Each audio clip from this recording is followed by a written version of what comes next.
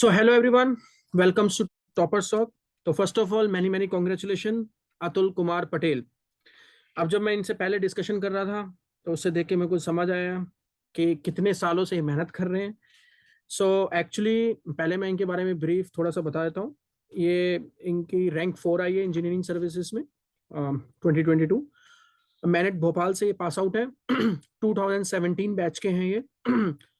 इनकी गेट के अंदर 43 रैंक आई थी 2017 में। तो ये जब से ओएनजीसी के साथ एसोसिएटेड है और अभी भी ओएनजीसी के साथ ही वर्क कर रहे हैं। तो ये वीडियो स्पेशली उन सारे लोगों के लिए है जिनके पास एक भाना रहता है कि हमको जॉब के साथ टाइम नहीं मिल पाता है। So this is the best practical example and inspiration कि 2017 में किसी को अगर टॉप पीएसयू में लग गए थे, उसके बाद भी हाईएस्ट पैकेज के ऊपर काम करने के बाद में भी इतना हार्ड वर्क कंटिन्यूसली करना, 5 साल 6 साल कंटिन्यूशन करना और उसके बाद इतनी सक्सेस लेके आना। So means this is a live practical inspiration and example for all of you जो भी इस वीडियो को बाद में देखने वाले हैं। इन्होंने मेड इजी में 2015 के अंदर भोपाल मेड इजी के अंदर एडमिशन लिया था, फुल ईयर कोर्स। 2019 के अंदर इन्होंने टेस्ट सीरीज ली थी। 2020 के अंदर इन्होंने टेस्ट सीरीज, प्री और मेंस का और इंटरव्यू गाइडेंस प्रोग्राम भी लिया था। तो 2020 में भी इन्होंने इंटरव्यू तक ये पहुंचे थे, बट फाइनल कुछ 20 या 25 मार्क्स से इनका रह गया था फाइनल। ओके, बट इन्होंने उसके बाद भी हार नहीं मानी एंड कंटिन्यू द प्रिपरेशन। 2022 में इन्होंने मेन टेस्ट सीरीज और इंटरव्यू गाइडेंस प्रोग्राम, मतलब कहने का मतलब ये है कि ये शुरू से लेके 2015 जब ये सेकंड ईयर में थे अपनी इंजीनियरिंग के अंदर, जब से ये मेडीजी के साथ नहीं है। तो आई थिंक ये इनका दूसरा कॉलेज बन चुका है। Am I right? Yes sir, sure. So आपसे शुरुआत करते हैं आज।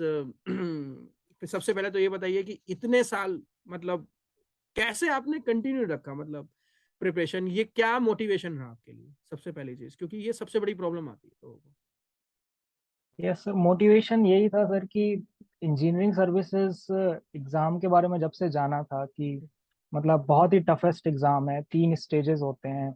तो मतलब वहीं से ही थोड़ा अट्रैक्शन हो गया था कि जब ये टफेस्ट है तो इसको निकालना है। और अब एक इंजीनियर होते हुए और इतना अच्छा ग्रास्प जो मिल गया है मैकेनिकल इंजीनियरिंग का, वो डेफिनेटली मेडिजी की वजह से ही है।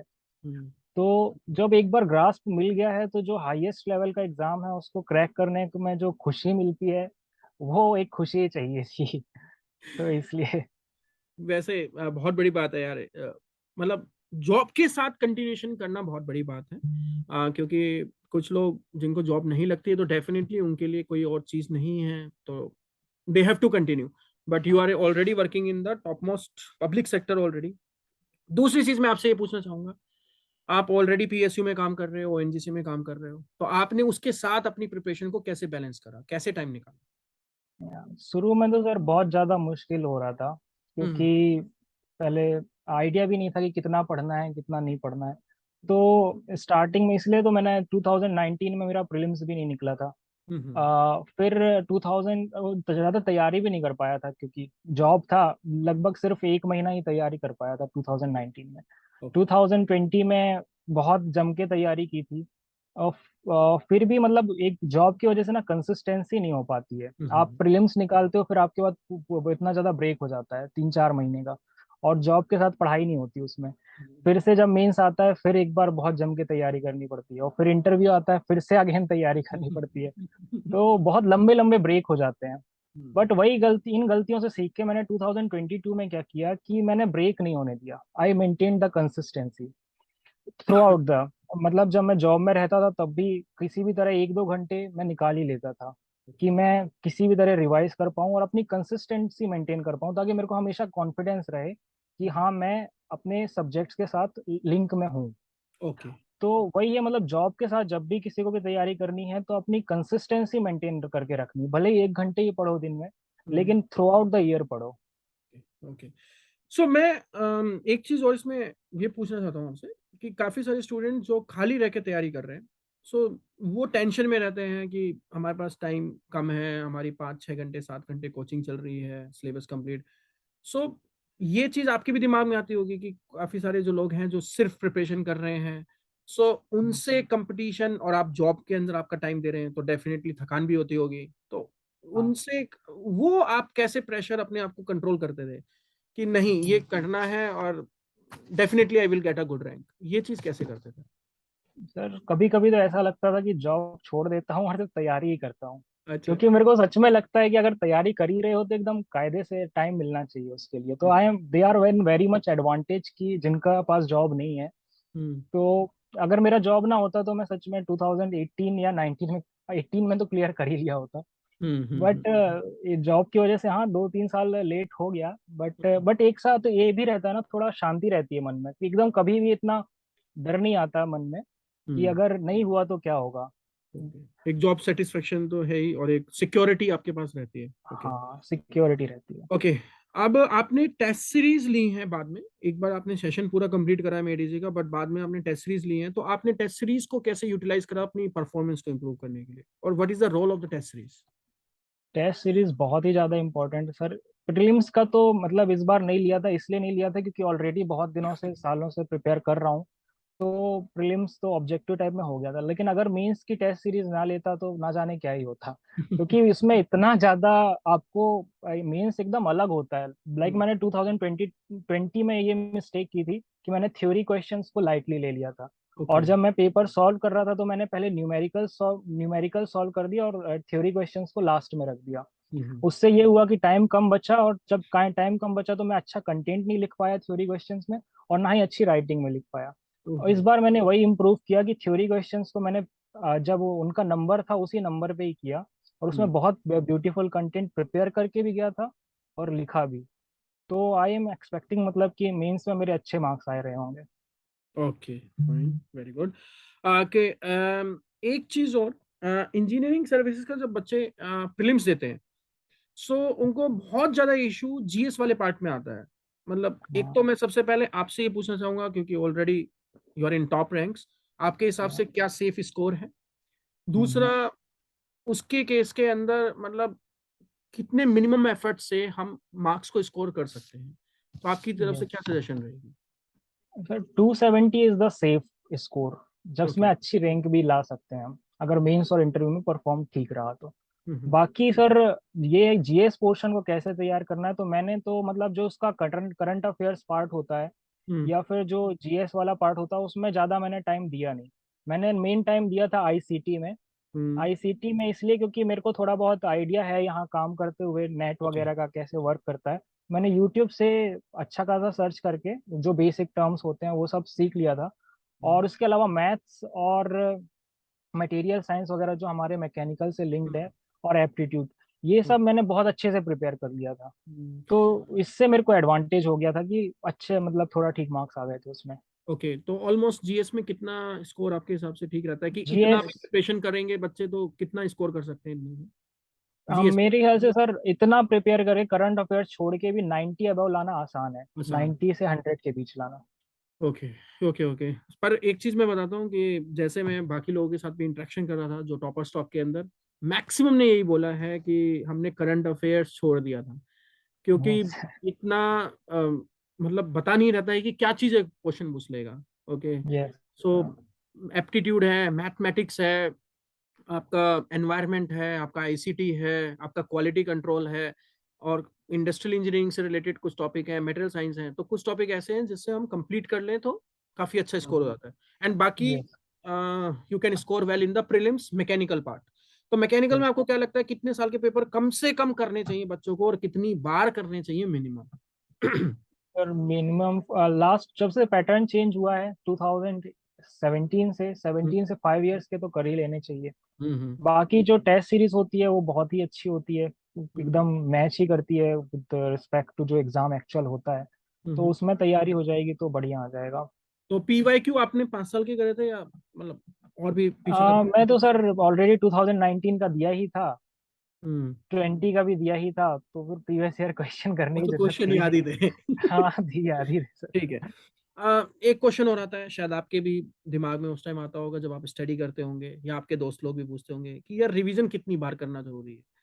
सो आपके हिसाब से क्या लगता है, मतलब कितनी बार रिवीजन मिनिमम मस्ट होना चाहिए कि जिससे आपकी जैसी रैंक आ सके? अच्छा, रिवीजन सर जितनी बार हो सके उतना करना चाहिए। अब तो मैं लगभग 7 साल से पढ़ ही रहा हूँ मैकेनिकल इंजीनियरिंग, तो लगभग 50 से ज्यादा 100 भी रिवीजन हो चुके होंगे अभी तक। तो मैं अतुल कुमार के बिहाफ पे आप सबसे ये बोलना चाहता हूँ, जितने भी लोग फ्यूचर में देखेंगे इस वीडियो को, आपको लगता है हम क्लास में बोलते हैं सारे टीचर कि मिनिमम 5 बार 6 बार होना चाहिए, पर वो भी सिर्फ आपको सेटिस्फेक्शन करने के लिए, आपके माइंड को। There is no limit. आप सुन रहे हैं खुद इनसे कि 50 बार 100 बार, शायद इनको सच में नहीं पता होगा इन्होंने कितनी बार रिवीजन करा होगा। So there is no shortcut for the success. If you want, मतलब अगर आपकी ड्रीम हाई है तो आपको हार्ड वर्किंग भी उतना हाई करना पड़ेगा। सो ये चीज समझ आ रही है। नेक्स्ट, आप 2020 में आपने इंटरव्यू दिया, वहां पे थोड़ा बहुत से आप रह गए, कुछ हाँ 2025 से जब हम डिस्कशन कर रहे थे आपसे, और 2022 में आपने फिर अभी तो फाइनल सेलेक्टेड ही है। सो इसके अंदर और उस इंटरव्यू में आपने क्या डिफरेंस देखा अपने आप में, क्या इम्प्रूवमेंट देखी, और जब आप इंटरव्यू गाइडेंस प्रोग्राम में आए थे तो वहां से आपको कुछ फायदा मिला क्या? Yes sir. 20 में मैंने सर इंटरव्यू गाइडेंस प्रोग्राम लिया, मतलब लिया तो था, शायद ऑनलाइन लिया था, ओके। ऑफलाइन नहीं लिया था। इस आई बार थिंक मैंने कोरोना की ऑफलाइन वजह से लिया था। यस सर, को उस समय कोरोना की वजह से, हाँ। तो बहुत ही मतलब कि मैं, मेरा 2020 का इंटरव्यू बहुत ही खराब गया था सर, वाकई में। मतलब कि मैं प्रिपेयर्ड ही नहीं था उसके लिए, और इस बार मैंने काफी अच्छा प्रिपेयर किया था, क्योंकि टफेस्ट वहाँ मेरे को इंटरव्यू ही लग रहा था। हम्म लगभग 2 महीने मैंने अच्छे प्रिपेयर किया था इंटरव्यू के लिए। और जब मैं मॉक इंटरव्यू में आया, तो हम्म जैसा आप तो जो सर लोगों ने मेरे को बताया क्वेश्चन, मैंने मतलब मेरा मॉक इंटरव्यू भी अच्छा नहीं गया था। हम्म मैं, क्योंकि जो मैं आंसर सोच के रखा था, जब मैंने मॉक इंटरव्यू में वो आंसर्स दिए, तब मेरे को जाके पता चला कि मेरे आंसर्स गलत हैं। उनका ओके। गलत इम्पैक्ट पड़ रहा है पैनल पे। हम्म तो वहां से मैंने उसके बाद मेरा जब बी सिंह सर और बस्सी सर के साथ 1-to-1 इंटरव्यू भी हुआ था, इंटरेक्शन भी हुआ था, तो उनने भी मेरे को बहुत ही अच्छी इंसाइट दी थी, और हम्म आंसर्स के लिए गाइड भी किया था कि कैसे आंसर्स को प्रिपेयर करना। तो हम्म उसके बाद मैंने बहुत अच्छे आंसर्स प्रिपेयर किए और उनकी प्रैक्टिस भी की, और हम्म उसके बाद मेरा इंटरव्यू बहुत ही स्मूथली गया इस बार।